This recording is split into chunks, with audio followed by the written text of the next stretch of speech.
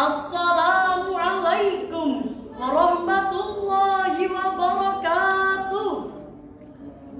Alhamdulillahilladzi kafa, wassalatu wassalamu ala nabiyil mustafa wa ala alihi wa sahbihi dawis sidqi wal wafa. Amma ba'da. Dewan Hakim yang arif dan bijaksana, hadirin sebangsa dan setanah air yang kami banggakan. Di berbagai belahan dunia, teknologi informasi dan komunikasi berkembang dengan sangat pesat.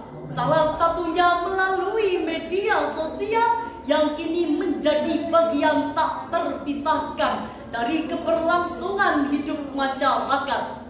Tidak hanya itu, media sosial juga berperan dalam peradaban bangsa, namun tetap mempertahankan nilai-nilai moral, budaya, serta agama. Media sosial melahirkan banyak manfaat bagi para penggunanya. Hanya bermodalkan smartphone dan paket data, kita bisa dengan mudah membentuk relasi, mengekspresikan diri, berbagi informasi, bahkan menciptakan karya penuh inovasi. Namun di sisi lain, hadirin, penggunaan yang tidak bijak dapat menjadikan media sosial laksana tombak beracun. Mari kita perhatikan saat ini semakin sering kita jumpai penyebaran berita penuh dusta, perpecahan sosial semakin merajalela, bahkan peradaban yang luhur bisa hancur karena nilai-nilai budaya semakin luntur.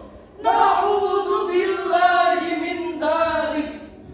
Lantas hadirin, bagaimana Islam menyikapi persoalan tersebut?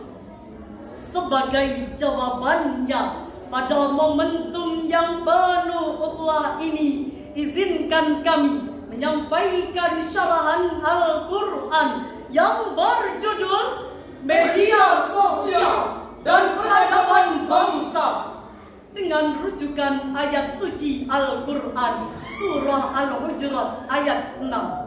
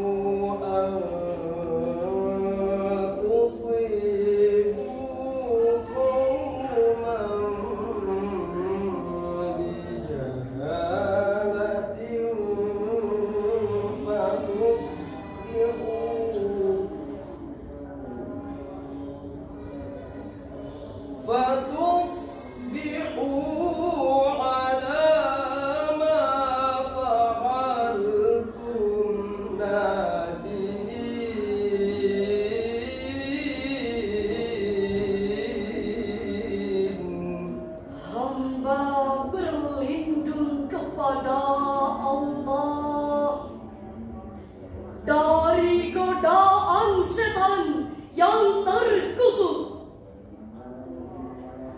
dengan menyebut asma Allah yang Maha Pengasih lagi Maha Penyayang.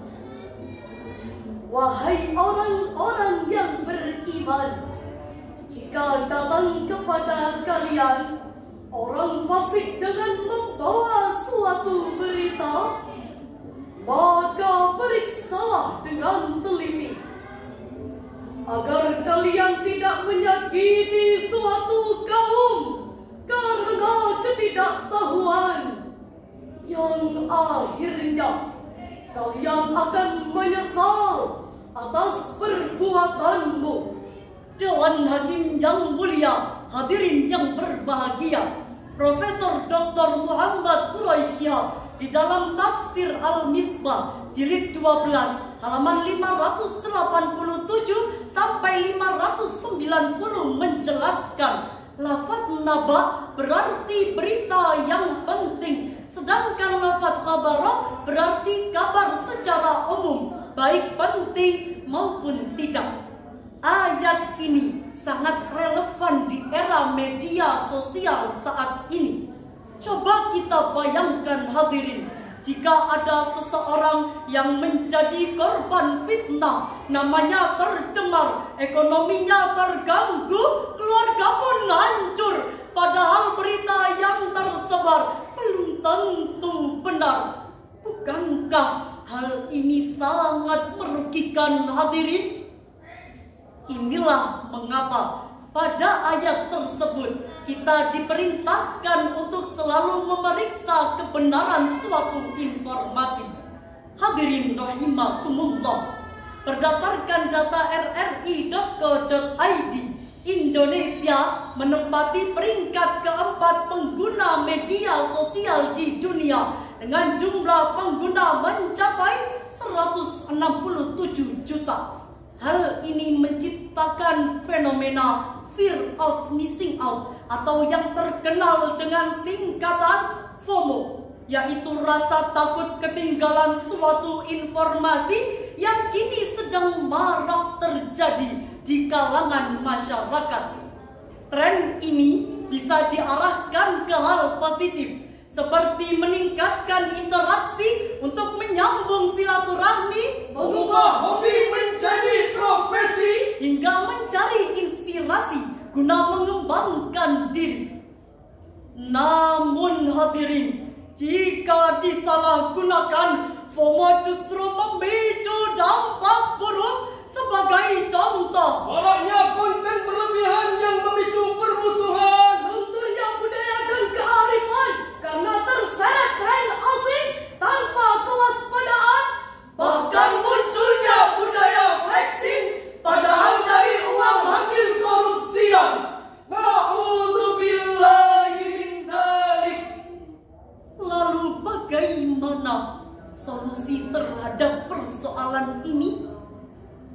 Dengan sangat indah Allah menjawabnya di dalam Al-Quran, surah Al-Isra ayat 36.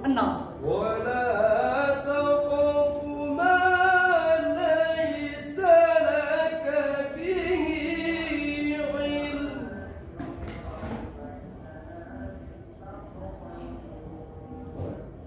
إن السمع والبصر والفؤاد كل أولئك كان عنه مسؤولا.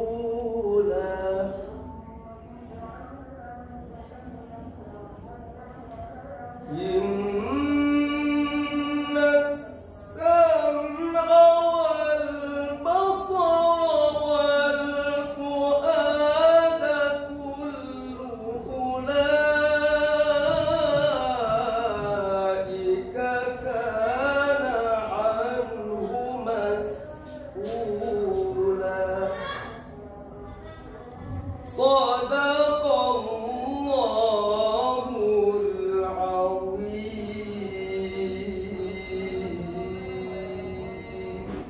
dan janganlah kamu mengikuti sesuatu yang kamu tidak memiliki pengetahuan tentangnya.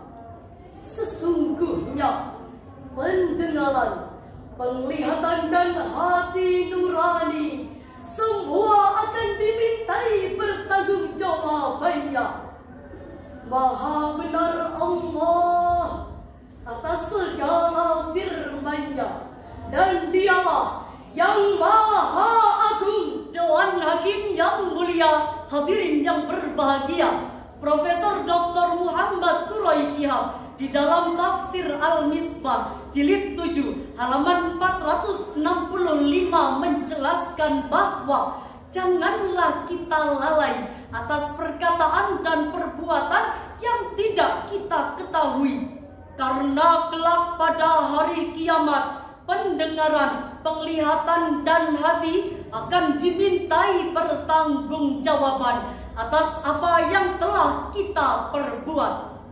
Hadirin rahimakumullah, dengan demikian media sosial harus dimanfaatkan dan diarahkan untuk mendorong kemajuan peradaban bangsa Indonesia, baik di bidang pendidikan, budaya, serta ekonomi, dengan tetap dibingkai nilai-nilai keimanan yang terkandung di dalam Al-Quran, sehingga persatuan akan tercipta, rakyat akan sejahtera, serta selamat dunia dan akhirat.